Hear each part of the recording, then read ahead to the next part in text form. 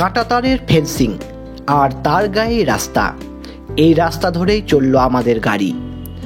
এখন যাব single root bridge আর মাউলিন নং ভিলেজ দেখতে। আজ সকালে স্নোনপেডং ভিলেজে উমনগট রিভারে বোটিং সেরে আমরা বেরিয়েছিলাম। প্রথমে দেখেছিলাম ভারত বাংলাদেশের বর্ডার তামাবিল চেকপোস্ট, তারপর ডাউকি রিভারে আবারও বোটিং সেরে পথে আস্তে আস্তে দেখেছিলাম উমসিয়াম ওয়াটারফলস ও বোরহিল ওয়াটারফলস। এবার আগের পথে।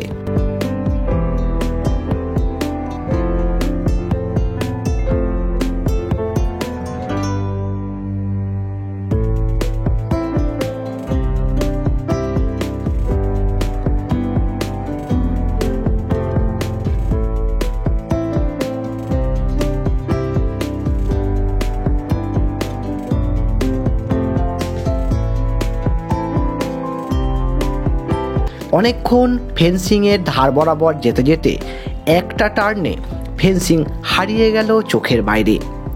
গাড়ি আবার পাহাড়ের উপর উঠতে শুরু করলো। ডাউকি থেকে মাউলিন নংয়ের দূরত্ব 30 কিলোমিটার, যেতে সময় লাগে 1 থেকে 1.5 ঘন্টা মতো।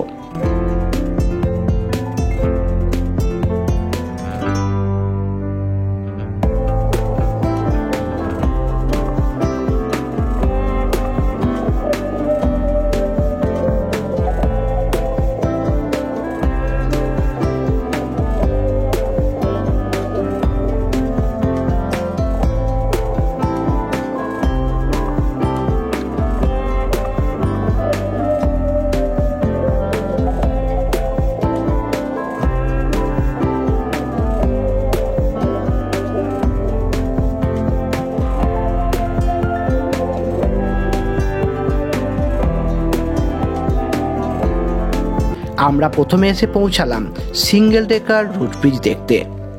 এটা মাউলিন নং ভিলেজের খুব কাছে।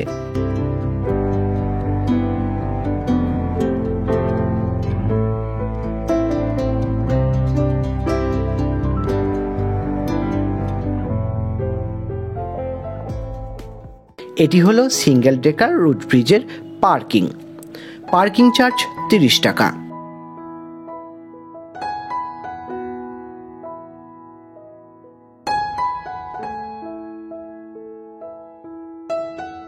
এই ধরনের পাথুরে পথে এগোতে লাগলাম।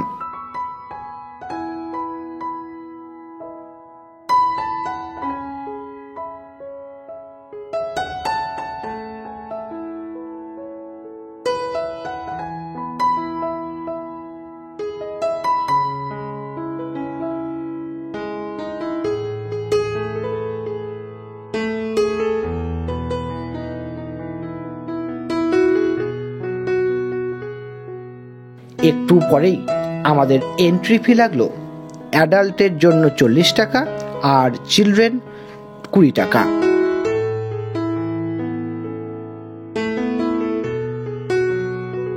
একটু পরেই পৌঁছে গেলাম রুট ব্রিজের কাছে। খুবই অল্প রাস্তা, তাই খুব পায়ের সমস্যা না থাকলে সবাই কিন্তু ইজিলি আসতে পারবেন। তবে গাড়ির ড্রাইভারকে বলবেন নিচের পার্কিংয়ে দাঁড়াতে। উপরের পার্কিং থেকে যদি আসেন অনেকটা সিঁড়ি কিন্তু ভাঙতে হবে।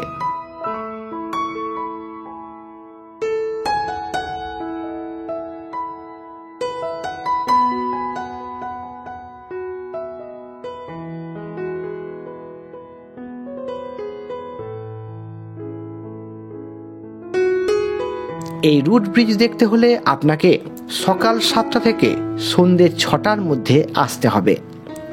এই ব্রিজটি রাবার গাছের শিকড় দিয়ে তৈরি এবং ম্যান মেড।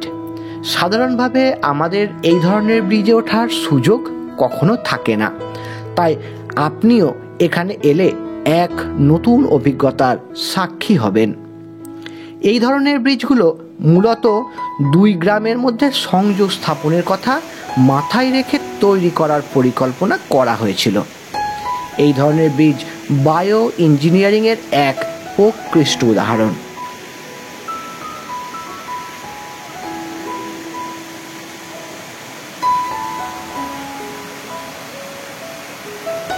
শোনা যায় এই ব্রিজ 180 বছরের পুরনো। বাঁশকে ফাঁপা করে শিকড়গুলি বাঁশের ভিতর ঢুকিয়ে দেওয়া হয়েছিল, আর সেই বাঁশগুলি নদীর দুই ধারে বসিয়ে দেওয়া হয়েছিল।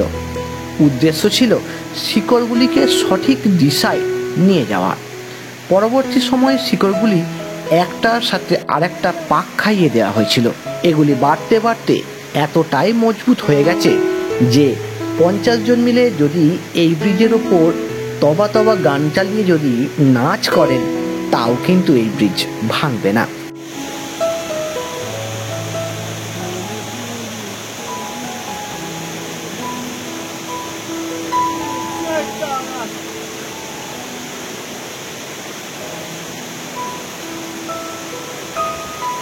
এই রুট ব্রিজ জীবন্ত গাছের শিকড়ে তৈরি, তাই আগামী দিন আরও মজবুত হয়ে উঠবে।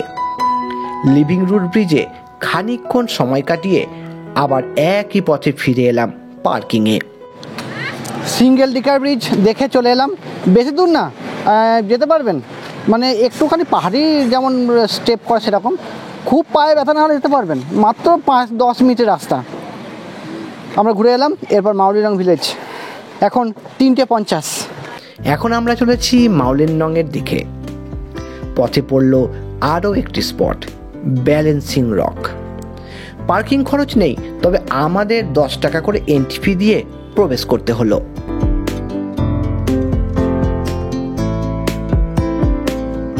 দেখুন, একটা ছোট পাথরের উপর কেমনভাবে রয়েছে একটি এত বড় পাথর।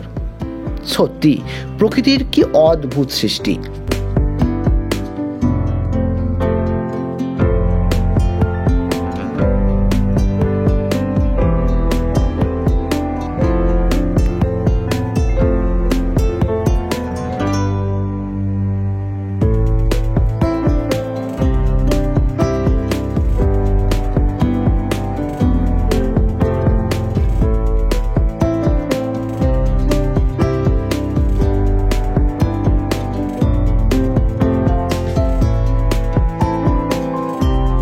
এবার আমরা পৌঁছে গেলাম মাউলিনং ভিলেজে। পার্কিং, এন্ট্রি ফি সব কিছু নিয়ে 100 টাকা ফিস দিতে হয়েছিল।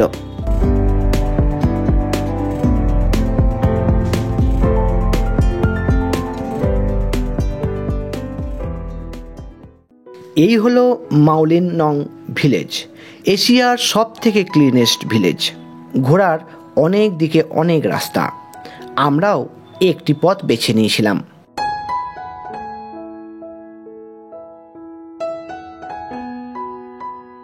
কত সুন্দরভাবে সাজানো এই ভিলেজ, পরিষ্কার পরিচ্ছন্ন, ওয়েল মেনটেন্ড।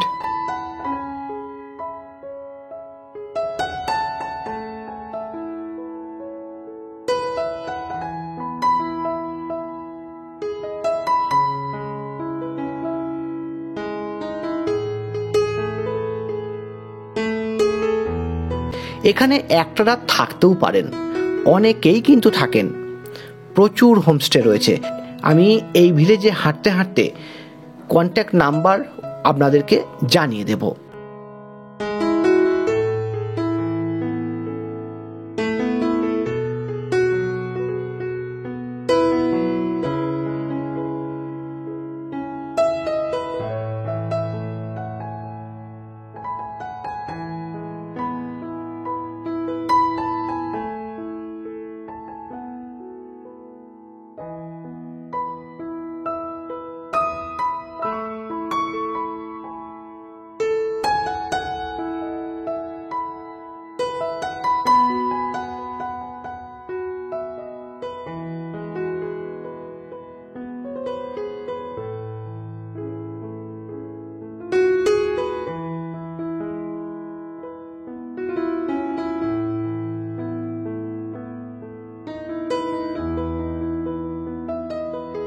এখানে বসার জায়গাটা দেখুন, বাঁশের তৈরি, প্লাস্টিকের ব্যবহার কিন্তু এদের নেই। এখানে ফুচকার দোকান, মোমো সব কিছুই বিক্রি হয়। গ্রামের মহিলারা বিক্রি করেন আর কি। আমরাও ফুচকা খেয়েছিলাম, 4টে 20 টাকা।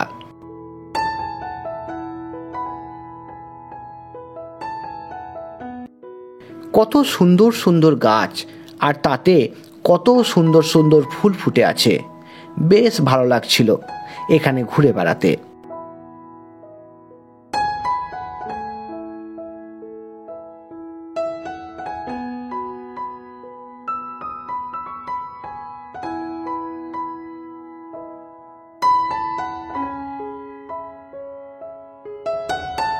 এখানে বেশ কয়েকটা চার্চ রয়েছে, প্রত্যেকটি কিন্তু ওয়েল মেনটেন এবং দেখতে খুব সুন্দর।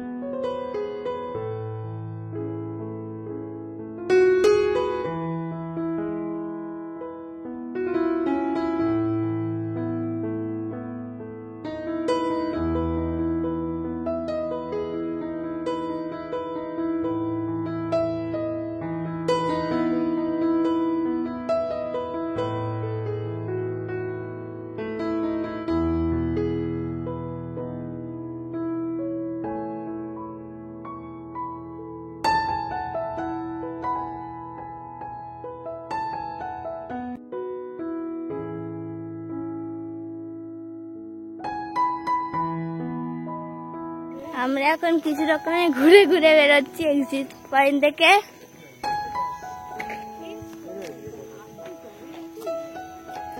কিছু রকমের ঘুরলাম। এটা হচ্ছে আমার বাবা, একে আপনারা বাঙ্গু হিলা বলতে পারেন, হাসির হাসিটা হাসা। আর এটা হচ্ছে আমার মা, একে মাঙ্গু হিলা বলতে পারে, হাসির হাসিটা হাসা। আমরা আবার গাড়িতে চাপলাম মাউলিলন ভিলেজ দেখে। এখন 4:55। এরপরে আমরা যাব মানে হোটেলে, কোথায় আজকে থাকবো জানি না, আমাদের ননবির দাদা নিয়ে যাচ্ছেন, যাই দেখি। होमस्टे का नाम रिलो होमस्टे, RILUM। नहीं, कल बात करेंगे। হ্যাঁ ঠিক আছে। আজ আমরা নাইট স্টে করব মাইলিয়াম নামক একটি জায়গায়, যেটা এখান থেকে 55 কিলোমিটার দূর। মাইলিয়ামের রিলুম হোমস্টেতে আজ আমাদের নাইট স্টে। মাইলিয়াম এমনই একটা জায়গা যেখান থেকে চেরাপুঞ্জির রাস্তা ভেঙে যায়। কাল যাব চেরাপুঞ্জি, তাই এই ধরনের প্ল্যানিং।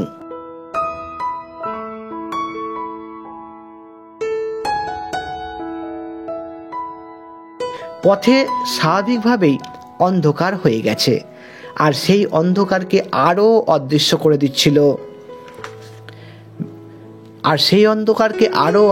করে দিচ্ছিল মেঘ। কখনো চলেছি মেঘের ভেতর দিয়ে, আবার কখনো পরিষ্কার। কিছু কিছু সময় এমনও অবস্থা, রাস্তা কিচ্ছু দেখতে পাওয়া যায় না।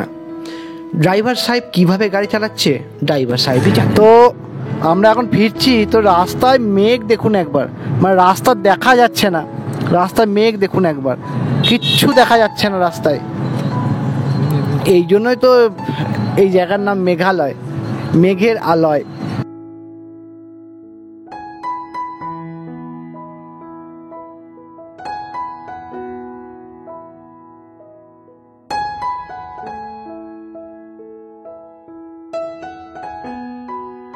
আমরা পৌঁছে গেলাম রিলুম হোমস্টেতে।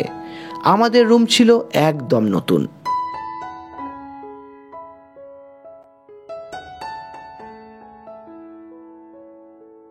আমরা যে হোটেলটা মানে রুম মানে হোমস্টেটা নিয়েছি, সেই হোমস্টেটা তো এখন অন্ধকার। তো আগে আপনাদেরকে রুমটা একটু দেখিয়ে দিই আজকে, কালকে হোমস্টেটা দিনের বেলা ভালো করে দেখাবো। তো এই হচ্ছে রুমটা, আমরা এই রুমটা পেয়েছি মানে আমাদের নবের ড্রাইভার দাদা উনি এটাকে ঠিক করে দিয়েছেন। দেখুন একদম নতুন, একদম নতুন। আমরা ডবল বেড নিয়ে এখন ট্রিপল বেড, দেখুন এখানে আরাম করে শোয়া যাবে। দেখুন ট্রিপল বেড, যথেষ্ট স্পেস আছে। ওরাই নতুন করেছে, এখনও অতটা অ্যারেঞ্জমেন্ট করে উঠতে পারেনি, এখানে আরও অনেক কিছু করবে বলছে, দেখা যাক। তো যাই হোক, আমাদের বেশ ভালো লেগেছে। আর এই যে টয়লেট, গিজার আছে, এই টয়লেট, আর এখানে একটা ব্যালকনিও রয়েছে। ব্যালকনিটা আপনাদের দেখাই।